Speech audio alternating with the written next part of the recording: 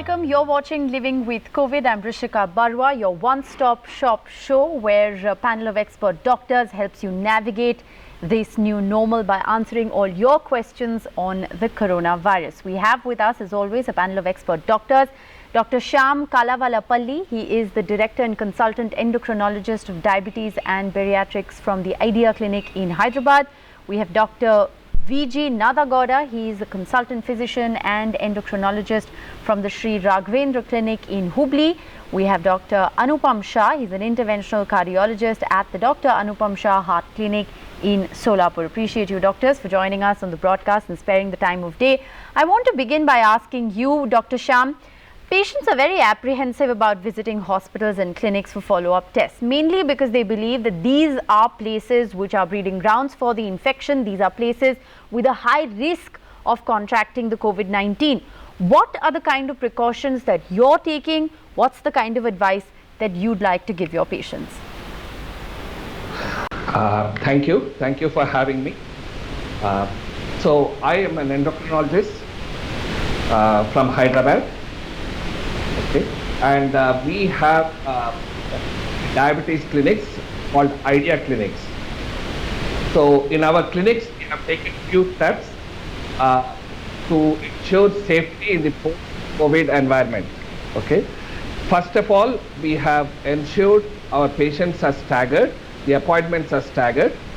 Wherever possible, we have promoted tele-diabetes services, or for that matter, for patients who need home care, we have ensured those patients are addressed at their homes. So for those patients who have to be seen physically in our Idea clinics, what we have done is to instill confidence amongst them. We have displayed all our protocols at the entry of all our clinics. Our staffs have been trained. It's mandatory for them to use all the PPEs, whether it's face mask, whether it's face shield. Okay. I think that's that's interesting. But Dr. Shah, if I can come to you at this point, can you elaborate for our viewers how physical distancing is maintained at, say, the waiting areas of clinics or hospitals? What are clinics and hospitals doing, and what's the expectation from patients? Basically, whenever a patient comes to the hospital, we ensure that there are only one relative with the patient to the consulting. In the consulting room itself, we have only one person who is allowed inside with the patient, and the doctor and the patient, there is a distance of few feet. Only when we are examining for few minutes, few seconds, few minutes, we are with the patient.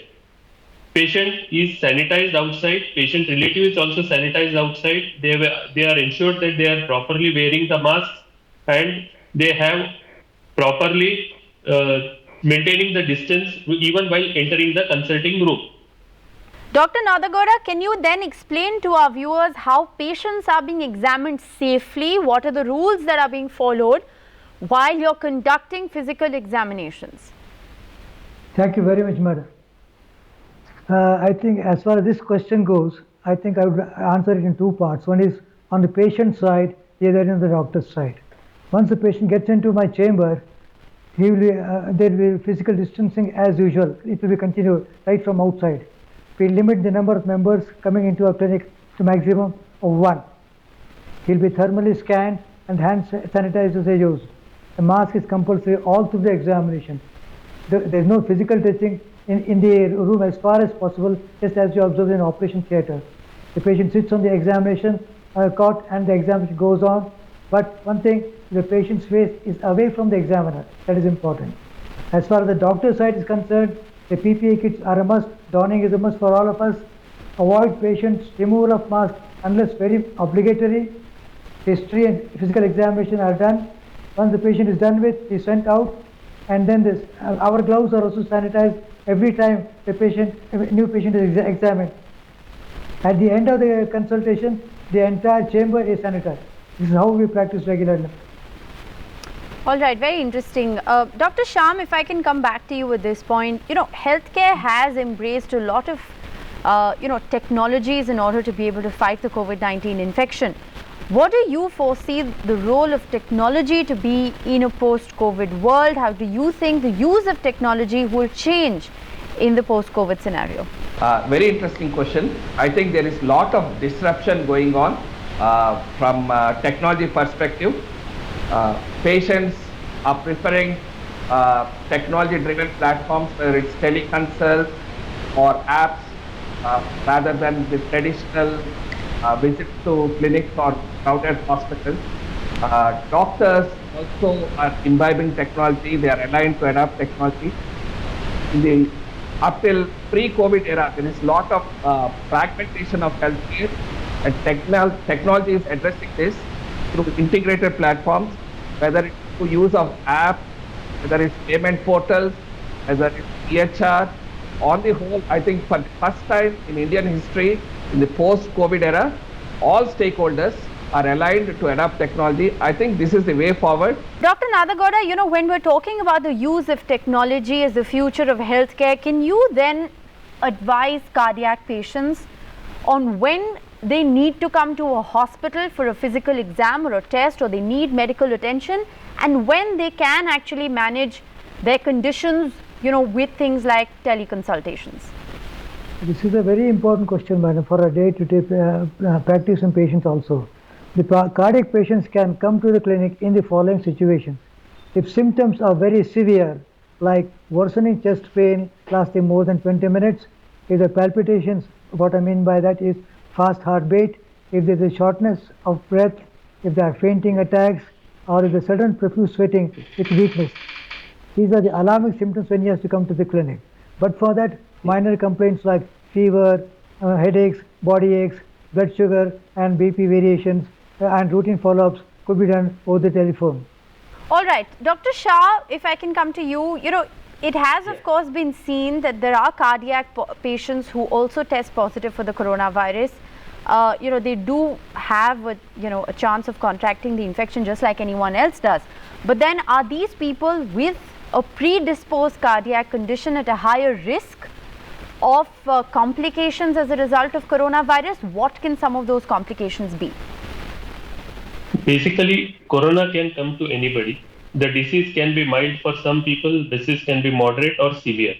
In patients with cardiac disease, especially patients who have reduced heart functioning, that we call it as heart failure, patients who are having valvular heart disease, these patients are more prone to develop complications, because as the oxygen level falls because of corona, there is a pneumonitis and thrombotic state in the lungs. As the oxygen falls, the heart has to work more. So these patients are more prone. The best option for the patients is to avoid going out, social distancing, wearing a mask and sanitizing himself every time you come in contact with a surface. For cardiac patients, the risk will definitely be more, but if you take all these precautions, the risk can be minimized. All right, very interesting. So a whole host of precautions, of course, need to be taken for risks to be minimized, but at the same time, COVID-19 can manifest, you know, various complications in cardiac patients. Even patients who have, this is an inflammatory disease. Right. The patients can have inflammation and they can develop myocarditis. Right. As anywhere inflammation in the body, pericarditis. So its best way is to prevent it. And if you have any cardiac disease previously, especially pregnant women, they have to be more careful because they are more prone to develop these sort of diseases. Patients with renal failure and cardiac disease, patients who are on chemotherapy with cardiac disease, any of this subset of patients are at very high risk of developing complications. So the better thing is to avoid coming in contact with the people. Well, absolutely. Social distancing and all of that. Prevention is better than cure, and you know that holds true, especially if you are somebody with a predisposed condition or a predisposed cardiac condition. Dr. Shyam, if I can come to you, you know, the COVID crisis has caused a large-scale migration of people from the cities into the villages. We've seen what the migrant crisis in India has been like. In this scenario, how important are medical histories of people? And how can one manage that? How do you keep a track of people and their medical conditions? Thank you again. Another interesting question. Migration during lockdown period to villages has taught lot of lessons to the nation, coming to the healthcare sector as well, we realize that there is a big spectrum of patients, population needs are different. The poor have to be supported with free or low healthcare models, low cost healthcare services, while the middle and rich expect standards or Western standards of healthcare. And here again, technology is the way forward. In fact, this is a time where when doctors and patients are on board using technology with EHR, single database, I strongly believe one India, one data, the way we have data for other sectors. I think health industry within India, we have to work towards single data in healthcare. For that matter, at Idea Clinics, as doctor community endocrinologists, we have grouped together. Our motive is all patients, all times, all places for life, whether it's through use of technology, home care, telecare. So a patient in some remote part, in somebody in Bombay, should be able to access healthcare in Chennai or vice versa. Right. I think the future is working towards one nation, one data for health as well. Thank you. Well, I think that's a very progressive thought. One nation and one data for medical, healthcare. So all your record to actually be maintained, on a centralized system. Perhaps, the coronavirus has forced us to think of several technological innovations, and this could be one of them. On that note, we're going to slip into a very short break, but we'll be back with a lot more on the other side. Stay tuned. Knowledge Partner, USV, your reliable healthcare partner.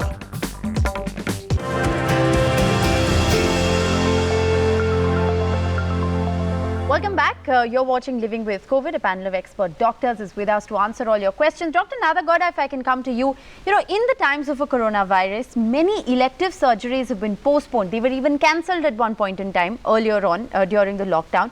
Can you now explain to our viewers which surgeries should be postponed, but which surgeries are a priority and therefore shouldn't be held off any longer? Your question is very right, madam. In this period of corona disease, almost millions of surgeries have been postponed for lack of so many problems, especially because in this pandemic, all the hospitals and all the ICU beds are occupied by the COVID patients, especially the ventilators and the ICU beds. So I think it has become mandatory to choose patients who are to be operated and who are not to be operated. What we call as elective surgeries have all been postponed.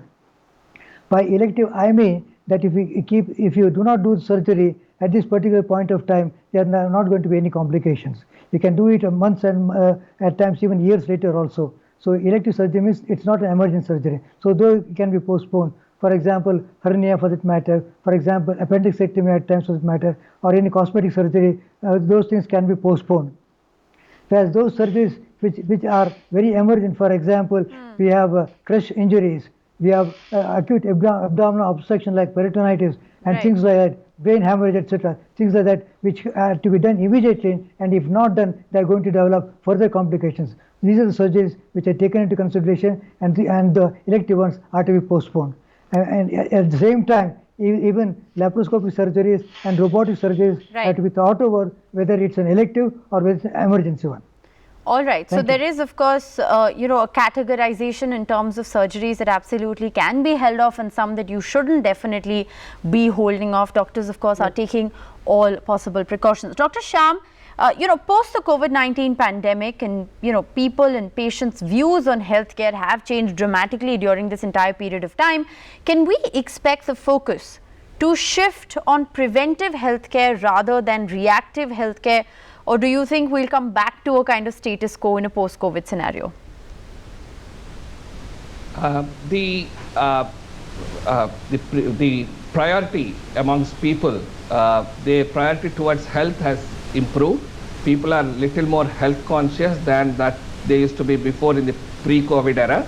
So they are much more aware about healthcare needs towards preventive healthcare. They are moving away from transactional one single episode healthcare to long-term engagement models. We can convert this adversity into an opportunity because patients are on board. Alongside the doctor community, for the first time, we have adopted technology. We have accepted telemedicine, home care. We are working towards integrated platforms. I think if we can get our acts together, I think at nationwide level, if all prominent doctors across the country step in and policymakers take some initiatives, I think a day might come where preventive health sector, which is the backbone of the health of the society, will be given lot. After all, in India, our strength is our population. We are 1.3 billion population. If we can keep our youth healthy, I think we can aim towards a strong nation, towards prosperity and success. Thank you. Well, I think that's a very interesting perspective that you're sharing, Dr. Shyam, because you're essentially talking about a paradigm shift in the way one thinks healthcare. You only think of seeking healthcare advice when you're actually already in a problem or already have a condition, but what you're essentially talking about is a whole different approach where you look at prevention instead of cure. Very interesting. Dr. Nadagowda, if I can come to you, what's the kind of advice that you'd like to give patients who've recently undergone cardiac surgery? There are a whole host of do's and don'ts. How can they manage their condition in COVID times? Yes, madam, this is very important because nowadays with this corona pandemic, I think one has to be very careful whether he is operated or not operated.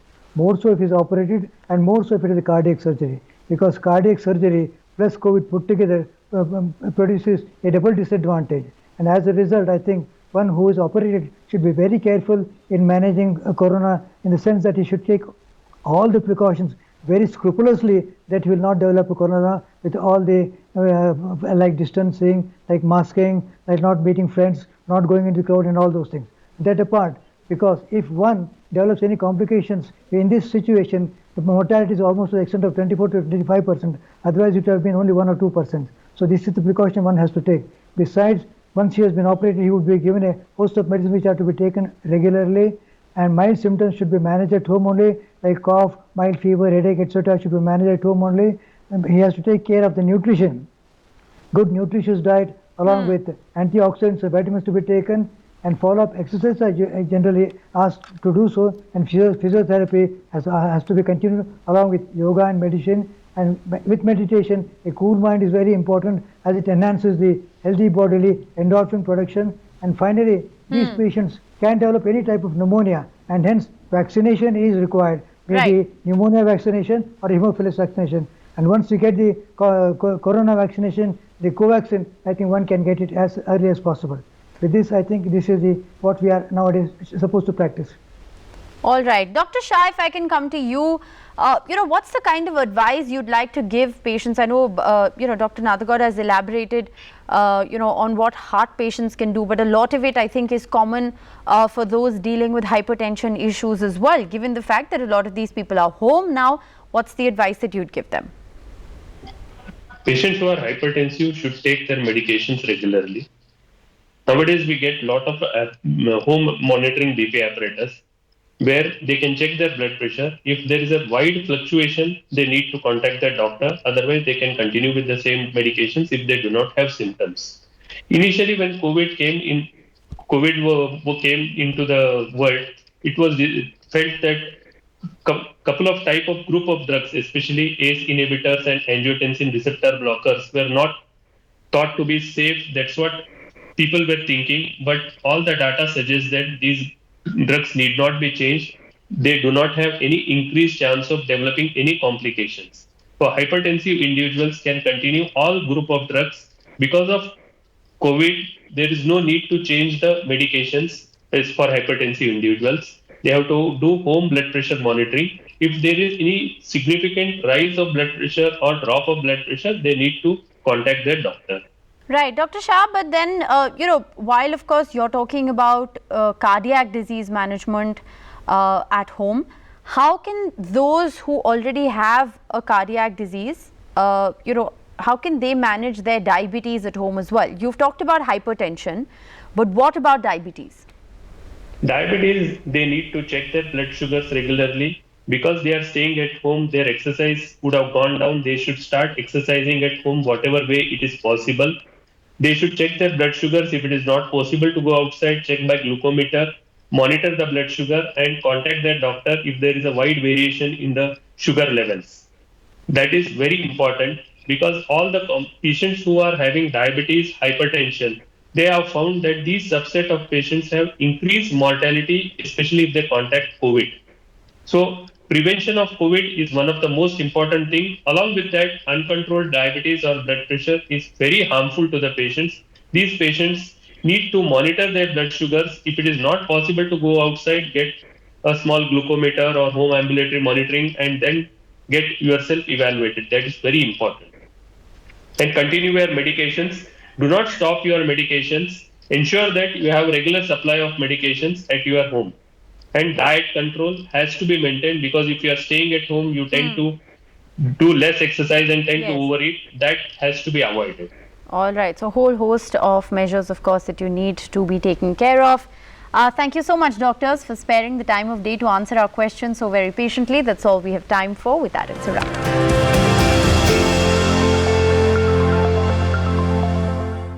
Knowledge Partner, USV, your reliable healthcare partner.